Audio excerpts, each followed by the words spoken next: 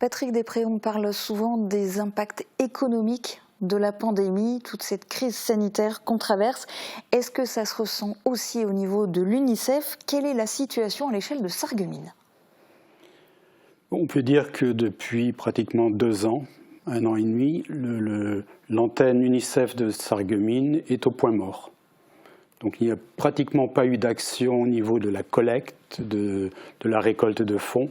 Il y a eu très peu d'actions au niveau des actions éducatives auprès des enfants en milieu scolaire.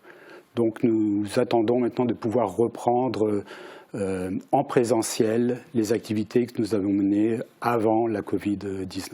C'est le même bilan à l'échelle internationale? L'échelle internationale, c'est dramatique également, puisque d'après les derniers rapports de l'UNICEF international, nous avons perdu une dizaine d'années à cause de la Covid, qu'il faudra récupérer, que ce soit en termes d'alimentation pour les enfants, que ce soit en termes d'eau et d'hygiène, que ce soit en termes de santé, d'éducation. Il y a une rupture numérique au niveau des écoles et de l'éducation, au niveau de la protection des enfants. Donc nous avons 10 années à rattraper pour compenser ces 2 années de Covid. Oui, parce que l'UNICEF, c'est le Fonds des Nations Unies pour l'enfance. Alors on entend souvent parler des récoltes de dons, de projets, mais en fait, il y a des missions multiples au niveau de l'UNICEF. Oui, on peut dire que l'UNICEF comprend 3 missions. La première, c'est ce que vous avez dit, c'est la récolte de fonds, la collecte. Il nous faut de l'argent pour pouvoir subventionner les actions qui sont faites sur le terrain dans plus d'une centaine de pays à travers le monde. L'UNICEF est une organisation planétaire, donc là nous avons besoin d'argent, de fonds pour pouvoir organiser l'aide, que ce soit d'urgence ou que ce soit une aide de développement durable. Une deuxième mission, c'est la sensibilisation.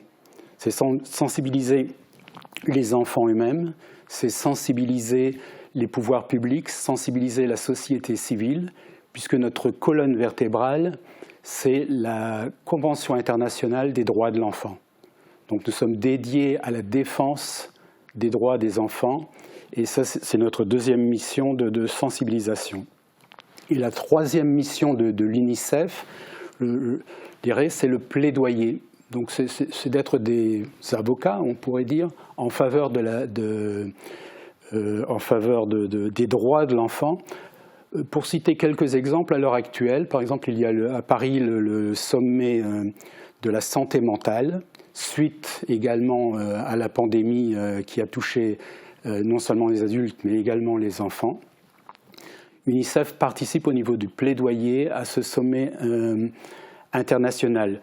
Nous travaillons également sur 2 projets de loi avec les parlementaires en France. D'un côté, la protection de l'enfance et d'un autre côté, la justice pénale des mineurs.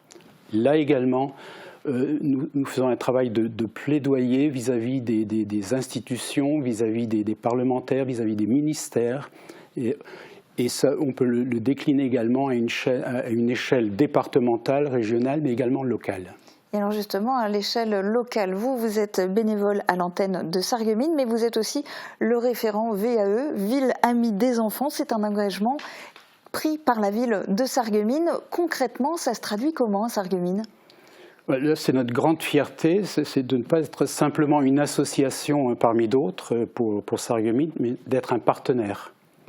Nous sommes donc partenaires de la ville de Sarreguemines, en particulier avec le service, le pôle jeunesse, avec qui nous travaillons assidûment.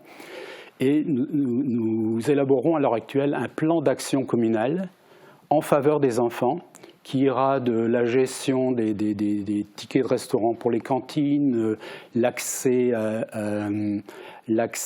au sport, à la culture, la petite enfance sera concernée également, les crèches, la nutrition, est-ce qu'on peut manger du bio, est-ce qu'on peut manger à un prix modéré dans les cantines. Ça concernera également l'égalité filles-garçons dans les collèges, dans les lycées.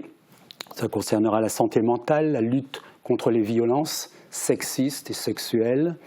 Ce sera l'accès aux services publics pour les enfants les plus démunis. Vous voyez on a beaucoup à faire et à dire. Beaucoup de pistes, beaucoup de projets.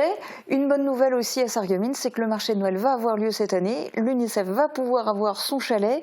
C'est une période propice, évidemment, pour récolter des fonds. Mais d'un autre côté, revers de la médaille, pénurie de main-d'œuvre, vous manquez de bénévoles à l'UNICEF. Voilà, c'est le problème que nous avons suite à cette pandémie. Non seulement il n'y a pas eu beaucoup d'actions qui ont été faites pendant les 2 dernières années, mais en plus, il y a eu défection de quelques bénévoles qu'il serait important pour nous de renouveler. Donc là, je lance un appel à toute personne qui est intéressée, qui souhaite s'engager et s'investir pour la cause des enfants à Sarreguemines, de venir nous rejoindre. Ça peut être dans le domaine de la vente, par exemple la tenue d'un stand de quelques heures de temps en temps par semaine. Ça peut être dans les actions éducatives, en milieu scolaire, la possibilité d'intervenir et de sensibiliser les enfants à leurs propres droits, ce que nous avons fait par exemple cette année dans le cadre d'une consultation nationale. Et Sarreguemines a été la ville en France qui a renseigné le maximum de questionnaires. Donc c'est pour ça que j'aimerais remercier en particulier toute l'équipe de la mairie, tout le pôle jeunesse, qui nous a aidé beaucoup à monter cette action. Et nous avons maintenant les résultats, donc nous allons pouvoir publier comment se sent un enfant à l'heure actuelle, dans sa famille, à l'école, dans sa ville, et ensuite pouvoir apporter les mesures nécessaires pour améliorer sa vie au quotidien. Donc il ne reste plus qu'à vous rejoindre, qu'à vous donner un coup de pouce. On peut donner du temps, on peut donner de l'argent, on peut aussi en profiter pour faire des cadeaux en achetant à l'UNICEF. Il y a notamment les fameuses poupées Frimousse. Alors oui, je sais que vous en avez apporté avec vous, on peut les montrer. Celles-là, elles sont en vente toute l'année, tout le monde peut en profiter. Et puis pour vous rejoindre, le plus simple pour savoir tout ce qui se passe au niveau de l'UNICEF, c'est d'aller sur le site internet de l'UNICEF. Merci beaucoup d'avoir participé à cette émission. Et je rajouterai simplement un petit mot sur le site unicef.fr. Vous avez la possibilité d'adhérer également directement. Et ensuite, si vous souhaitez devenir bénévole et vous engager beaucoup plus, il y a également une possibilité. Et bien voilà, le message est passé. Bonne continuation.